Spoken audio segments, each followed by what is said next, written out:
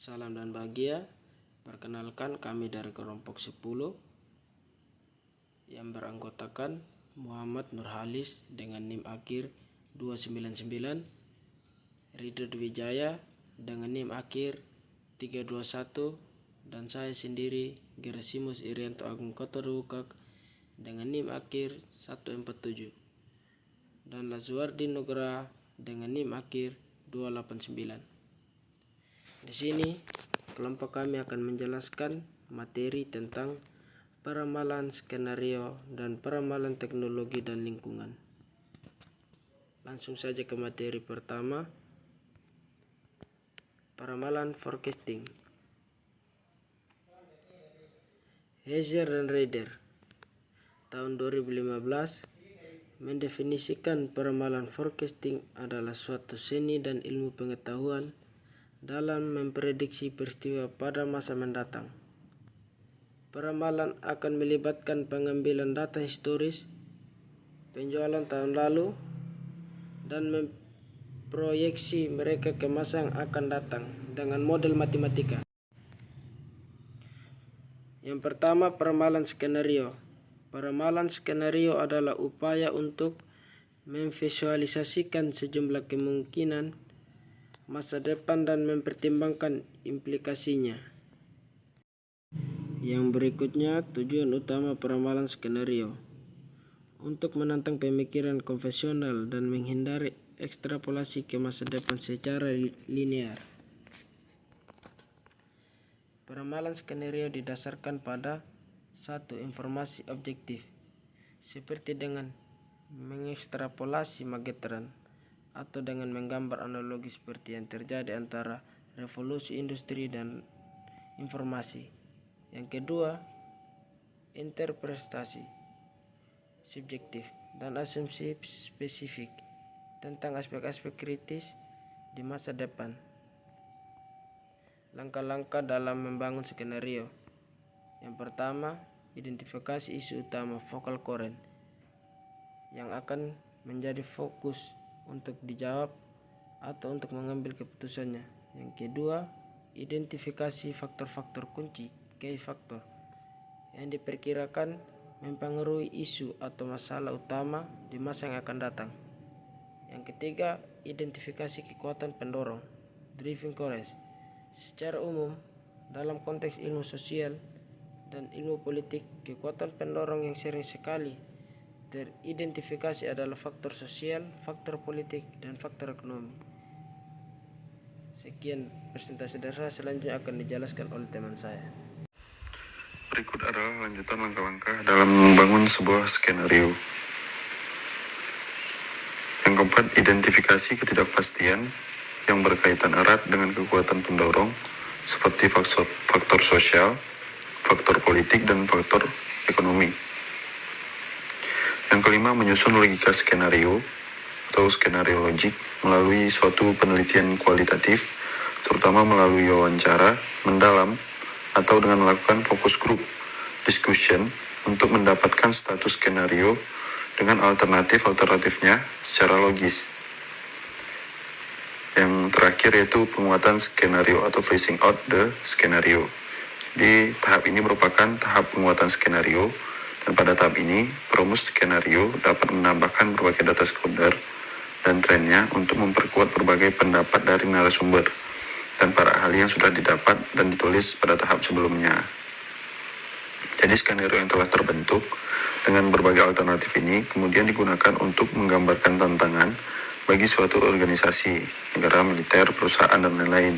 Gambaran dari tantangan tersebutlah bersama-sama dengan penilaian terhadap kondisi organisasi yang ada dipakai untuk menetapkan suatu strategi. Kepentingan organisasi untuk tetap bertahan atau untuk tetap mencapai tujuan yang ditetapkan.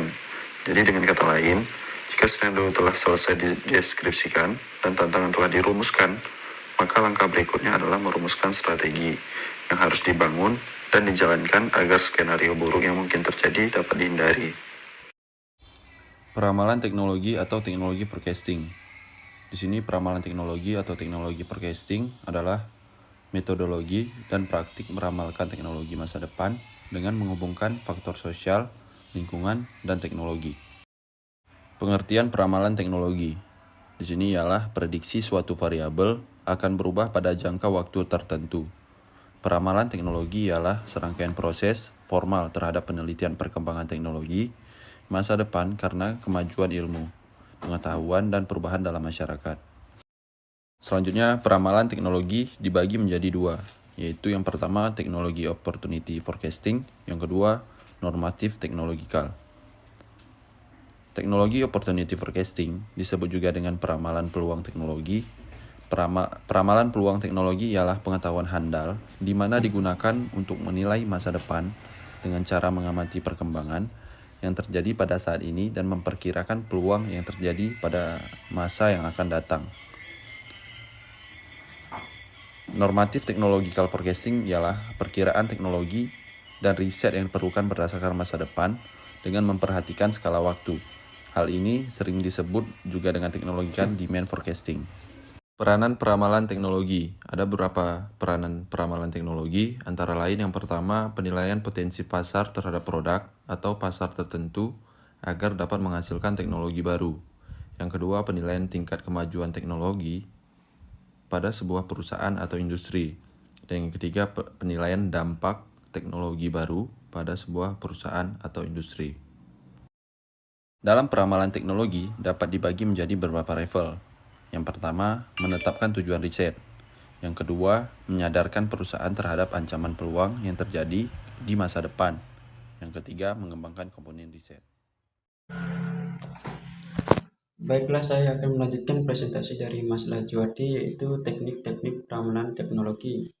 Yang pertama, single trend extrapolation ialah pemeriksaan data yang kecenderungan biaya dan produktivitas dapat berguna untuk mengidentifikasi ide-ide.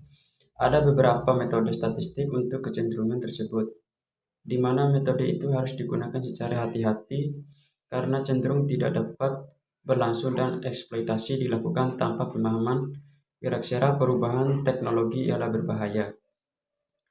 Analisis substitusi dilakukan dengan mengamati pergantian teknologi dari waktu ke waktu. Yang ketiga, perkembangan skenario adalah berdasarkan asumsi dan dampak dari setiap skenario yang dikembangkan oleh perusahaan.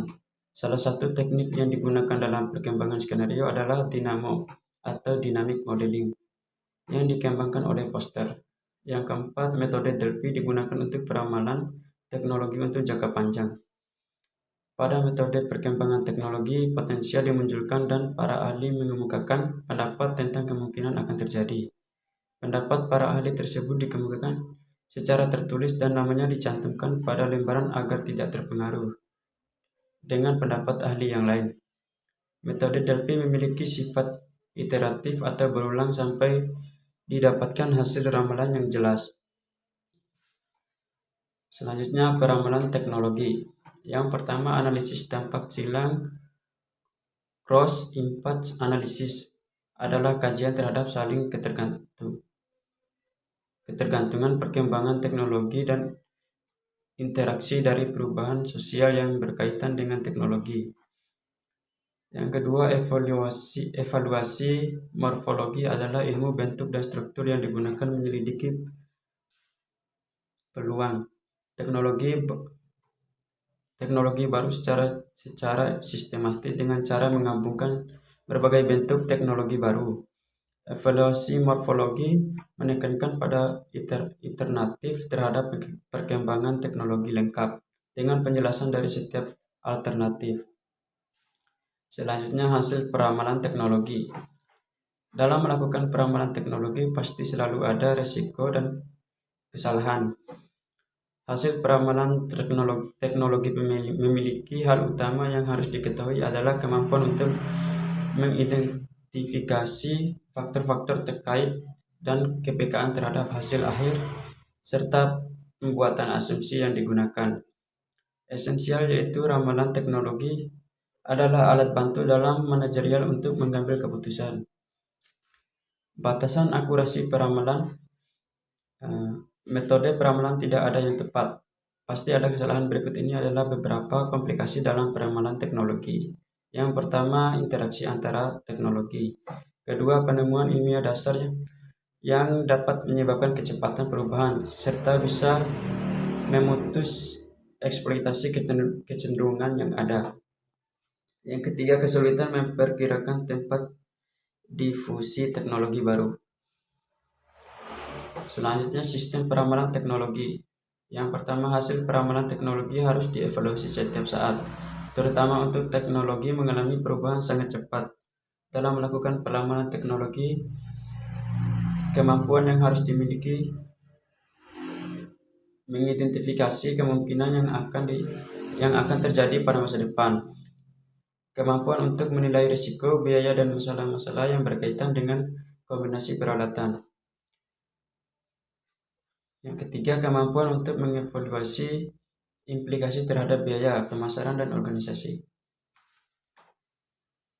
Selanjutnya, peramalan teknologi yang berkaitan dengan skala waktu ada 3, yaitu yang pertama, jangka panjang lebih dari 5 tahun, jangka menengah 2-5 tahun, yang ketiga jangka pendek kurang dari 2 tahun. Selanjutnya, peramalan teknologi dan lingkungan. Dalam kategori peramalan teknologis dan lingkungan, kita akan memasuki berbagai pendekatan peramalan yang dipusatkan pada jangka panjang dan berkaitan dengan teknologi dan lingkungan pada umumnya. Di sini saya Ridho Wijaya akan melanjutkan presentasi dari teman saya. Definisi peramalan teknologi dan lingkungan. Metode-metode ini mencakup peramalan populasi dan demografi, ketersediaan dan biaya bahan mentah terenergi, penilaian risiko politik, peramalan pemerintah dan hukum, peramalan persaingan dan teknologi. Metode peramalan yang digunakan dalam bab ini dipergunakan dalam 3 situasi. Yang pertama adalah ketika sebuah produk baru akan diperkenalkan secara meluas. Yang kedua adalah memprediksi perkembangan dan penemuan yang akan dibuat dalam bidang tertentu. Dan yang ketiga adalah peramalan tentang jenis perubahan dan pola atau hubungan akhir yang mungkin timbul dalam bidang atau lingkungan yang sedang akan segera mengalami perubahan besar, seperti dalam lingkungan persaingan internasional. Tren jangka panjang. Metode ini merupakan sebuah metode peramalan deret waktu yang mencocokkan garis tren dengan deretan data terdahulu yang kemudian diproyeksi ke dalam peramalan masa depan. Dan satu-satunya cara untuk menemukan tren jangka panjang adalah menggunakan data jangka panjang. Data seperti itu harus memiliki rentang waktu lebih dari 100 tahun. Jika serial yang panjang seperti itu tidak tersedia, maka tren jangka panjang tidaklah mudah, karena sulit diketahui apakah data mencakup komponen siklis yang membiasakan perkiraan tren. Proyeksi terhadap tren. Proyeksi terhadap tren adalah teknik menyesuaikan garis tren pada serangkaian data masa lalu, kemudian memproyeksikan garis pada masa datang untuk peramalan jangka menengah ataupun jangka panjang. Dan persamaan secara matematis ditulis sebagai berikut. Y sama dengan A plus BX. Dengan keterangan Y adalah nilai terhitung dari variabel yang akan dipilih. Yang A, persilangan sumbu. B, kemiringan garis regresi ataupun tingkat perubahan untuk perubahan Y untuk perubahan yang terjadi pada X. Dan X adalah variabel bebas. Jadi nilai yang terhitung dari variabel yang terikat sama dengan persilangan sumbu ditambah kemiringan garis regresi dikali dengan variabel bebas. Kemiringan garis regresi dapat ditemukan dengan persamaan berikut. Dengan keterangan kemiringan garis B, kemiringan garis regresi, yang X adalah nilai variabel bebas yang diketahui, Y nilai variabel terkait yang diketahui, X adalah rata-rata nilai, Y rata-rata nilai U, dan N adalah jumlah data atau pengamatannya.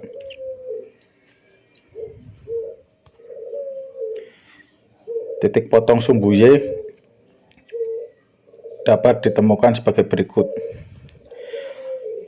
Persilangan sumbu sama dengan rata-rata nilai Y dikurangi kemiringan garis regresi dikali dengan rata-rata nilai. Untuk analog independen terhadap waktu, ketika data untuk mengidentifikasi tren jangka panjang tidak tersedia, perkembangan dalam salah satu situasi dapat dilakukan dengan analogi situasi lain yang serupa. Dalam banyak kasus, seorang peramal dapat mengidentifikasi tren dalam salah satu bidang yang dipandangannya akan mengarah pada perkembangan yang serupa di bidang lainnya. Jadi, ia dapat meramalkan bidang yang kedua dan perkembangannya. Cukup sekian presentasi dari saya. Saya kembalikan ke moderator.